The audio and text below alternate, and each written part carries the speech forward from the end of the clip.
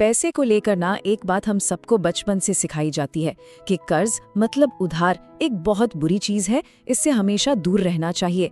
पर क्या ये बात पूरी तरह से सच है? चलिए आज इसी सोच की जरा गहराई से पड़ताल करते हैं।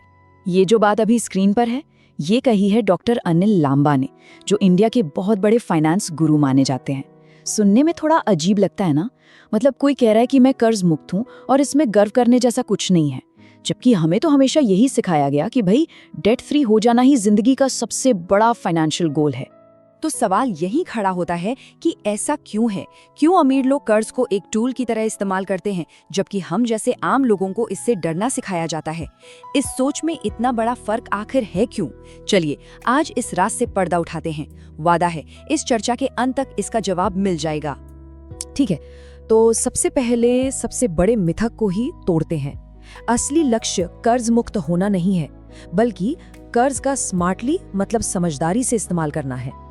ये वही सोच है ना, जिसके साथ हम में से ज्यादातर लोग पले बड़े हैं कि भाई किसी भी तरह का लोन, किसी भी तरह का उधार हमारी फाइनेंशियल हेल्थ के लिए बहुत खतरनाक है।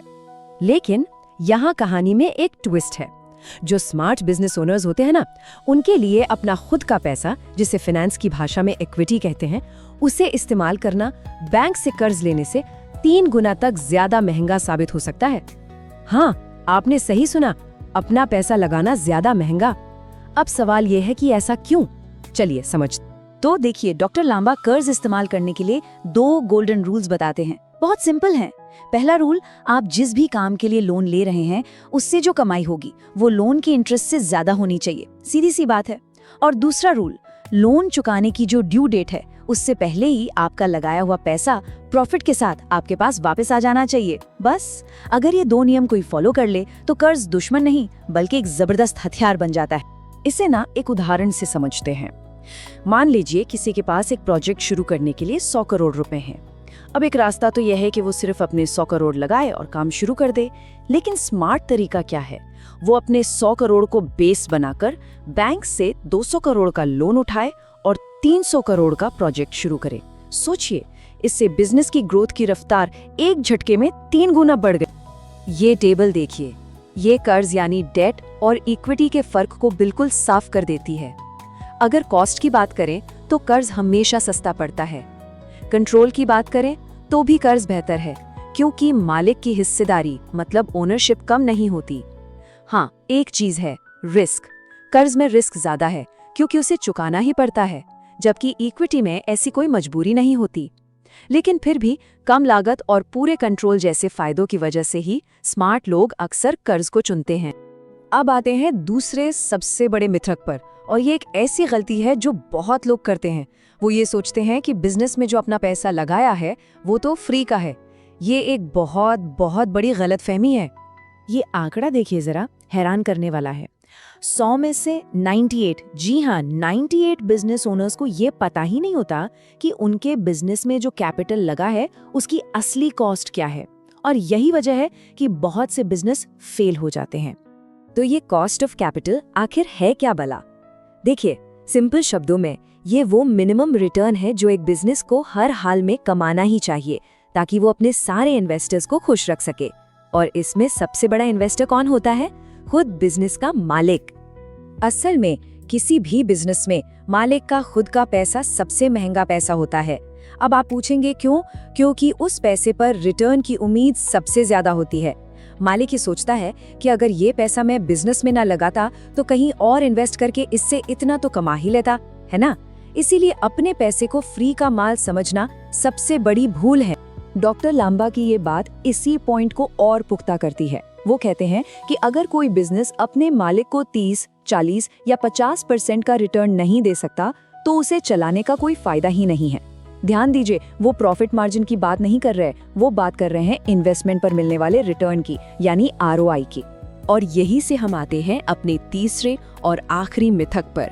वो ये है कि जिस बिजनेस का प्रॉफिट मार्जिन ज्यादा वो बिजनेस अच्छा, लेकिन सच्चाई इससे कई ज्यादा दिलचस्प है। चलिए एक सवाल पूछता हूँ। आपके सामने 2 ऑप्शन हैं। बिजनेस ए जो 50% का जबरदस्त प्रॉफिट मार्जिन कमाता है और बिजनेस बी जो सिर्फ 1% का मार्जिन कमाता है। कौन सा बेहतर है? पहली नजर में तो जवाब बिल्कुल साफ लगता है ना? लेकिन ठहरिए, क्योंकि असली खेल प्रॉफिट मार्जिन का है ही नहीं। असली खेल है पैसे को घुमाने की रफ्तार का। मतलब आप अपनी पूंजी को साल में कितनी बार घुमाकर उससे प्रॉफिट कमा सकते हैं। और यहीं पर एंट्री होती है ROI यानी रिटर्न ऑन इन्वेस्टमेंट की। ROI सिर्फ ये नहीं देखता कि आपने कितना प्रॉफिट कमाया, वो ये देखता है कि आपने अपनी पूंजी का कितनी तेजी से और कितनी स्मार्टली इस्तेमाल करके वो प्रॉफिट कमाया। डॉक्टर लांबा का ये आलू वाले का उदाहरण तो मतलब कमाल का है। सोचिए, एक सब्जी वाला है, वो रोज 1 लाख रुपए के आलू खरीदता है और शाम तक उसे 1,01,000 में बेच देता है। उसका प्रॉफिट मार्जिन कितना हुआ? सिर्फ 1%। बहुत कम लगता है, लेकिन क्योंकि वो ये काम हर रोज साल के 365 दिन करता है, तो उसका सालाना ROI पता है कितना हुआ? 365%। अब बताइए, 50% मार्जिन वाला बिजनेस बेहतर है या 365% ROI वाला? यही है ROI की असली पावर। अच्छा, अब आप सोच रहे होंगे कि ये सब बिजनेस की बड़ी बड़ी बातें हैं, कॉस्ट ऑफ कैपिटल, ROI, इसका हमारी आपकी रोज की जिंदगी से क्या लेना देना? वेल, सब कुछ, क्योंकि एक बिजनेस की तरह ही हमारे पर्सनल पैसे की भी एक लागत होती है, और उस लागत का नाम है इन्फ्लेशन। और जैसे एक बिजनेस को अच्छा ROI चाहिए होता है, वैसे ही हमारी सेविंग्स और इन्वेस्टमेंट्स को भी एक रियल रिटर्न चाहिए, ताकि वो सच में बढ़ें, सिर्फ दिखने में नहीं। और अपना रियल रिटर्न कैलकुलेट करने का फॉर्मूला बहुत ही सिंपल है। आपको अपनी इन्वेस्टमेंट पर जो भी इंटरेस्ट रेट मिल रहा है, उसमें से महंगाई दर यानी इन्फ्लेशन रेट को माइनस कर दीजिए। जो नंबर बचेगा वही आपकी असली कमाई है। जरा इस चार्ट को देखिए। मान लीजिए आपका पैसा बैंक में पड़ा है और बैंक आपको 5% का ब्याज दे रहा है। सुनने में अच्छा लगता है, लेकिन अगर उसी साल महंगाई 10% की रफ्तार से बढ़ गई तो असल में क्या हुआ?